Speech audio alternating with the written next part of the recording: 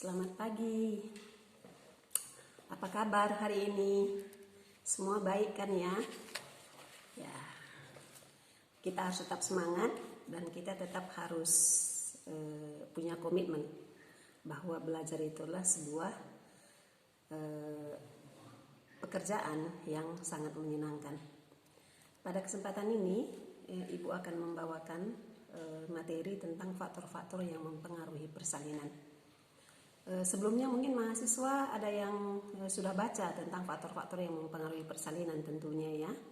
Tapi untuk lebih jelasnya ataupun menyamakan persepsi kita, Ibu akan jelaskan tentang faktor-faktor yang mempengaruhi persalinan. Dalam faktor ini kita biasa sebut juga dia 6P ya, di mana P pertama di sini adalah power atau his ataupun kontraksi. Kontraksi uterus mulanya pada persalinan ini akan dipacu. Munculnya kontraksi itu adalah dari hormon prostaglandin. Ini prostaglandin ini akan dikeluarkan di dalam oleh hipofise. Ya, dan ini juga ada di dalam cairan amnion.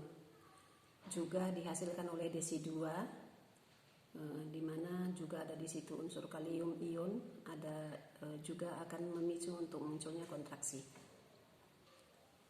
Yang kedua adalah penurunan hormon progesteron. Ini juga hormon progesteron ini dihasilkan juga oleh desi2. Ya, kenapa bisa dia menurun? Karena plasenta sudah mulai menua. Yang ketiga, muncul kontraksi tadi sebab oleh peningkatan oksitosin yang dikeluarkan langsung oleh hipofisis anterior yang di dasar otak kita. Yang keempat adalah kapasitas uterus yang maksimal. Artinya uterus itu punya kemampuan untuk menampung itu dalam volume tertentu. Apabila sudah full, maka dia akan melakukan kompensasi sehingga muncul kontraksi. Yang kelima di sini, terjadinya kontraksi karena gerakan janin yang semakin aktif, bayinya semakin besar, maka dia tentu gerakannya akan semakin banyak. Itulah yang memicu munculnya kontraksi. Jadi kita pahami tadi, ulangin kembali bahwa kontraksi itu muncul ada pengaruh prostaglandin, ada karena penurunan hormon progesteron, ada peningkatan oksitosin, ada kapasitas uterus yang terlalu besar, dan ada juga karena gerakan janin. Sifat-sifat kontraksi normal ini adalah pertama involuntar, artinya frekuensinya semakin pertama munculnya itu masih jarang, 10 menit sekali, mungkin 2 kali muncul dalam 10 menit. Tapi nanti lama-kelamaan semakin tambah jamnya, maka kontraksinya akan semakin besar ataupun semakin sering, sehingga intensitasnya juga akan semakin meningkat, sehingga kita menunggunya pun semakin panjang. Jadi itulah kontraksi yang normal. Jadi kadang-kadang kalau ibu yang belum berpengalaman, dia pikir sekali sakit langsung bisa terjadi pengeluaran bayi gitu. Oh, enggak seperti itu. Jadi kontraksi ini munculnya tadi, kalau kita misalnya dalam 10 pertama dia muncul dalam 10 menit itu 2 kali, nanti beberapa jam kemudian 3 kali, nanti beberapa jam kemudian 4 kali, beberapa jam kemudian itu 5 kali. Itu baru dari segi frekuensi, belum intensitasnya. Intensitas pun begitu, awalnya pendek, nanti lama-lama akan semakin memanjang, sehingga nanti pada akhir persalinan dia akan bisa mencapai intensitas antara 70 sampai 90. Ya, jadi dalam munculnya kontraksi ini bukan sesuatu hal yang menyenangkan ya, karena tadi ada muncul perasaan nyeri, ada kecemasan, sehingga si pemberi penolong memang harus mampu memberikan satu asuhan untuk memberikan satu motivasi bagi ibu bahwa ibu pasti mampu melakukannya, karena dikala kita memberikan satu motivasi itu adalah merupakan satu modal bagi ibu untuk bisa menimbulkan semangatnya, sehingga nyeri itu sebetulnya kan respon psikologis kita. Kalau kita katakan nyeri, sedikit pun yang luka, nyeri. Tapi kita katakan tidak, maka itu tidak akan mendominasi tubuh kita. Kira-kira seperti itu ya. Oke, jenis kontraksi ini tadi kan normalnya itu kan lambat semakin lama dia semakin cepat dan semakin sering. Ada juga kadang-kadang kontraksi dia pertama cepat, lambat, cepat, nanti jadi lambat lagi. Ini termasuk dalam kelainan kontraksi. Jadi kita bisa melihat kembali bahwa ada jenis kelainan kontraksi, yaitu pertama kita sebut di sini adalah inersia uteri. Inersia uteri ini adalah kelainan kontraksi, ya.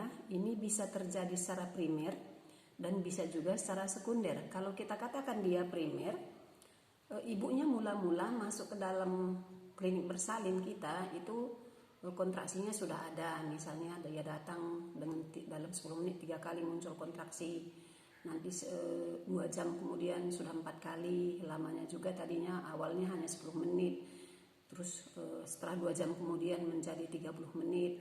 Ada peningkatan gitu, itu yang benar. Tapi di dalam inersia primer ini itu munculnya tadi misalnya 2 kali atau 3 kali, tapi dia tidak kuat, artinya lemah memang. Jadi sudah lama pun dia tetap saja kalau memang hanya 30 detik munculnya, 30 detik terus enggak meningkat. Ini kita katakan inersia uteri primer. Kenapa bisa terjadi inersia uteri primer? Ini tentu ada hubungannya dengan kondisi ibu, kondisi kesehatan ibu. Bagi ibu yang bagaimana? Ini biasanya ibu yang anemi, ibu yang disertai dengan penyakit-penyakit lain seperti sesak napas, ya, penyakit kronis lainnya, infeksi, ya, gangguan ginjal. Makanya kan sebetulnya kalau ibu hamil itu harus dalam keadaan prima ataupun sehat gitu ya, karena dia akan membagi seluruh yang ada dalam tubuhnya terhadap bayinya. Jadi ibu-ibu yang pintar sekarang ini, dia tidak akan hamil kalau dia tidak yakin kondisinya itu bagus, ya. Apa sih kriteria kondisi bagus itu? Ya, salah satunya bebas dari anemi. Jadi kalau perhatikan, kalau masa remajanya pun anemi, pasti dia bisa hamil, tapi pasti kualitas anaknya tidak akan bagus gitu ya. Efeknya apa tadi? Semasa bersalinnya bisa terjadi inersia uteri primer, sehingga sulit dia untuk mengeluarkan bayinya dan dia akan kelelahan. Ya. Yang kedua adalah inersia uteri sekunder. Inersia uteri sekunder ini adalah inersia yang terjadi karena persalinan yang terabaikan. Jadi awalnya ibu ini masuk, gimana sih persalinan yang terabaikan? Awalnya ibunya masuk bagus gitu ya. Ternyata karena kesibukan bidannya, mungkin dia tinggal atau mungkin dia ke ladang dulu bagi yang di kampung sana. Dia pikir karena pengetahuan bidannya tadi memang sangat dangkal, dia pikir nanti kan keluar sendirinya ini bersalin gitu. Dia tidak seperti itu, ya. Makanya tetap perlu bidan, karena kalau terjadi yang sekunder ini bisa saja setelah kontraksinya bagus, karena ada sesuatu halangan nggak bisa maju. Kalau nggak diobservasi kan nggak tahu di mana kendalanya, sehingga dari kontraksi yang sudah bagus nanti bisa menjadi mundur, yang tadi teratur dia menjadi lambat kembali karena ada sesuatu halangan. Ini dikatakan inersia uteri sekunder. Bahkan kadang-kadang dalam kelainan kontraksi ini bisa juga terjadi ancaman yang kita sebut adalah ruptur uteri iminen, ya, dan ini udah patologis. Nanti di dalam kegawat daruratan maternal perinatal kita akan bicara tentang patologis. Baiklah. Jadi kalau kita bicara tadi, kalau ada kontraksi selalu pasti ada diiringi dengan rasa nyeri. Ya, kenapa bisa nyeri? Ya, ini pertama di sini karena pada saat kontraksi terjadi hipoksia pada otot uterus. Artinya kalau terjadi hipoksia berarti otot itu atau daerah itu kekurangan oksigen, ya. Jadi yang kedua adanya kompresi ganglia saraf di serviks, ya, dan otot uterus yang saling mengunci. Jadi karena ada kontraksi dia mengacu, maka tadi saraf-saraf pembuluh darah semua terjepit, ya, dan saling bersentuhan atau saling menekan. Ini juga menimbulkan adanya rasa nyeri. Yang ketiga, ini adanya pergangan, ya. pergangan. Ini kita nampak jelas pada saat seksio cesarea, ya, di mana terjadi dilatasi ataupun kita sebut juga namanya refleks Ferguson, ya. Jadi nyeri ini sebetulnya kita pun sudah dikaruniai ambang batas nyeri, masih bisa manusia itu merasakan nyeri. Nyeri persalinan itulah fisiologis, jadi nggak usah dibesar-besarkan. Ya, kita sudah kodrat alam bahwa wanita itu kuat dengan intensitas nyeri yang sekian sehingga kita mampu bersalin. Jadi gimana pandangannya tentang rasa nyeri? Takut nggak? Ya tentu tidak ya. Setelah kita adaptasikan bahwa nyeri itu memang normal, ya pasti mampu. Orang-orang bodoh yang tidak berpendidikan aja mampu menghadapi rasa nyeri, masa orang berpendidikan nggak mampu. Kira-kira begitulah kamu memberikan motivasi untuk setiap wanita. Oke? Sekarang kita akan lanjut lagi dengan interval kontraksi. Interval antara kontraksi ini bertahap, semakin pendek, mulai awalnya 10 menit sampai nanti menjadi 1 menit. Ya, ini diselingi lagi dengan fase relaksasi. Jadi fase aktif dalam persalinan lama kontraksi sekitar 30 sampai 90 detik. Rata-rata dalam 1 menit. Alat ukur untuk kontraksi ini sebetulnya masih bisa kita secara manual ya. Kalau manual itu tentu kita letakkan ketiga jari kita di dalam sekitar fundus, di sekitar pusatnya ibu. Dan apabila tangan kita itu tidak bisa lagi menekan, itulah mulai puncaknya kontraksi itu. Disitulah kamu hitung lewat detik. Tapi dengan alat yang sekarang sudah kita punya alat yang bisa diobservasi melalui alat yang kita sebut namanya tokokardiografi Reynolds. Ya, ini secara elektrik. Ya. Tapi semua ini walaupun kita observasi, maka semua kita harus masukkan di dalam lembar partograf. Karena lembar partograf itu adalah salah satu lembar observasi persalinan yang sudah disetujui antara dunia yang dikeluarkan oleh WHO.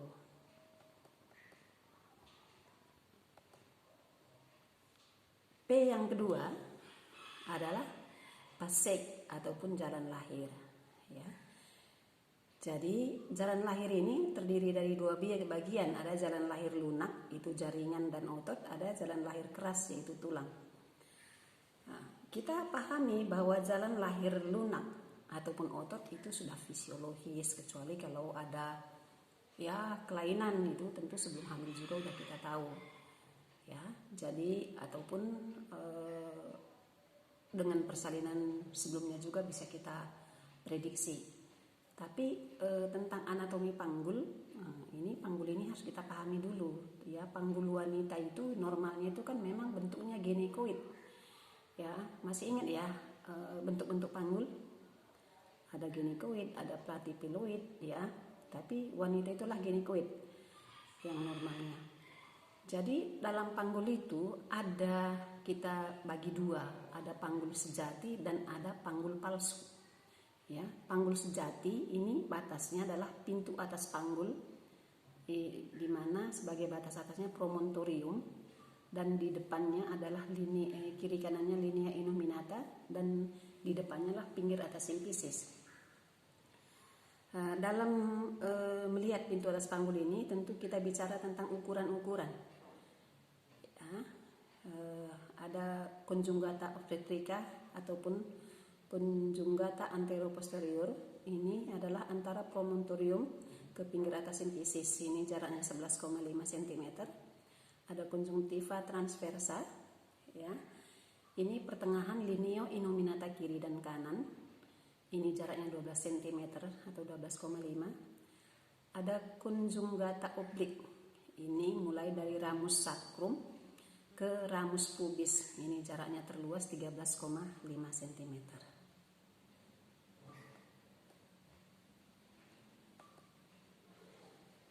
Panggul dibentuk oleh 2 tulang ischium, yaitu 1 tulang sacrum dan 1 tulang simfisis. Batas tengah panggul itu biasanya tidak menjadi masalah. Ini bidang yang terluar secara anatomi, nggak ada masalah. Terus ada pintu bawah panggul. Ini ukurannya antero-posterior itu adalah oskoksigis ke pinggir bawah simpisis, ini 11,5 cm. Transversanya bidang sempit panggul. Ini adalah spina ischiadica kiri dan kanan. Ini jaraknya 11 cm. Ini yang biasanya menjadi masalah dalam kita melakukan pelvimetri pada saat persalinan, ya. Jadi pada saat kita persalinan atau pisah dalam, maka kita harus pahami ya tentang pelvimetri dalam. Apa itu pelvimetri dalam? Ya, pada saat seorang bidan melakukan pisah dalam, maka ujung tangan tengahnya itu ya, yang jari tunjuk ini sampai dia mencapai promontorium itu kita sebut adalah konjugata diagonal.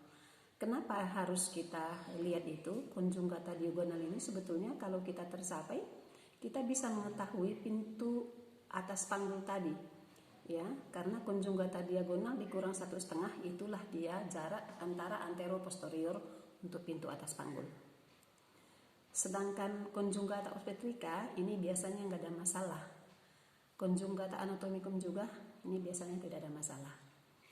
Nah, kemudian pada saat tangan kita keluar, maka kita harus lihat arcus pubis. Arcus pubis ini biasanya 70-90 derajat, ya, itu biasanya aman-aman. Yang ketiga adalah passenger ataupun penumpang P ketiganya. Ini adalah pada bayi ada plasenta dan air ketuban. Bayi besar, pernah dengar bayi besar? Ada ya, ada bayi besar. Itu kita sebut namanya makrosonia, ya.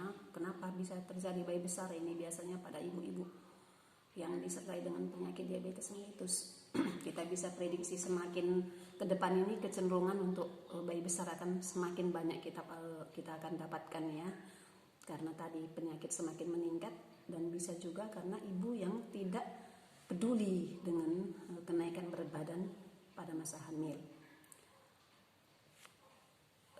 Untuk penumpang ini akan dipengaruhi tadi di sini dengan bayi, ya. Ada juga bayi yang cacat, ya, anencefal. Ada bayi spina bifida, kembar siam atau gemelis, bisa sempurna, letak sungsang, letak lintang, hidrosepalus dan sebagainya. Ini semua akan mempengaruhi lancarnya persalinan. Terus air ketuban itu normal atau cairan minor itu normal sekitar 300 sampai 500 cc.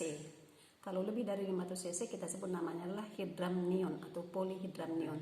Kalau kurang dari 500 atau kurang dari 350 atau dia sedikit, itu namanya adalah oligohidramnion. Ya, dia berlebihan dengan dia kurang, ini ada pengaruhnya terhadap persalinan. Terus plasenta ini normal, beratnya itu 400 sampai 500 gram. Ya, tebalnya antara 2 sampai 3 cm dengan diameter oval 25 sampai 30 cm. Di dalam plasenta itu ada tali pusat, ya. Tali pusat ini ya biasanya bentuknya berpilin, tidak terlalu dekat atau tidak terlalu jarang, ya, karena dia normal aja kayak pilinan rambut, ya. Kalau di dalam pilinan itu atau dalam plasenta itu ada 3 pembuluh darah, ya, ada 2 arteri dan 1 vena. Pada saat nanti kamu melihat di dalam pembuluh darah ini, yang besar itulah yang kita sebut namanya vena. Jadi terbalik dengan pembuluh darah pada orang dewasa. P yang keempat adalah psikologis, ya. Ini seorang ibu secara psikologis dia akan tenang kalau persiapan persalinannya lengkap. Ya, keluarganya ada yang menunggui atau keluarganya harmonis, anak yang dilahirkan itulah diharapkan, terus dan ibunya juga punya keyakinan yang kuat, punya iman dan memang mengharapkan anaknya dalam keadaan sehat. Juga dipengaruhi oleh ekonomi, ya. Kalau wanita melahirkan ekonominya juga kurang, ini akan cemas dia, udah mikirkan bayinya belum keluar, udah mikirin nanti gimana bayarnya ini, Nah, ini semua mempengaruhi kelancaran persalinan, ya. Jadi sosial yang sehat, ya. Jadi di dalam lingkungan kita bertetangga, ya, dalam keadaan harmonis, ya, rukun, sehingga kita nggak berpikir nanti gimana anak saya, tetangga saya ketawa ketiwi gitu. Nah, itu semua mempengaruhi persalinan gitu, ya. ini semua adalah hal-hal yang mempengaruhi psikologis ibu. Jadi makanya seorang wanita itu kalau dia hamil ya diaturkan kondisi yang normal, dan juga harus dikasih tahu bahwa berbuat baik itu adalah suatu unsur kebahagiaan gitu ya. Baik, P berikutnya lah yang kelima adalah penolong. Penolong di sini adalah ya bidannya harus kompeten ya, punya kemampuan ya, cekatan gitu, jangan lambat-lambat gitu ya. Berbicara harus tegas dan punya senyum banyak, jangan cembetut-cembetut aja tuh ngomong kalau perlu gitu, itu untuk obat itu ya. Jadi harus ramah, murah senyum, berkomunikasi dua arah ya, menyampaikan bahasa dengan bagus gitu, sehingga ibunya merasa senang dan dia merasa aduh ini bidan ini yang akan menolong saya gitu. Itulah P yang kelima. P yang keenam adalah peralatan ya. Dalam persalinan kita memerlukan peralatan ya, jadi peralatan kita harus lengkap ya, apalagi sesuai dengan APN ya, standar persalinan normal atau acuan persalinan normal. Jadi jangan nanti kita menolong persalinan alat kita juga tidak steril, ataupun alat kita juga sudah tumpul-tumpul ya, ini semua mempengaruhi kelancaran.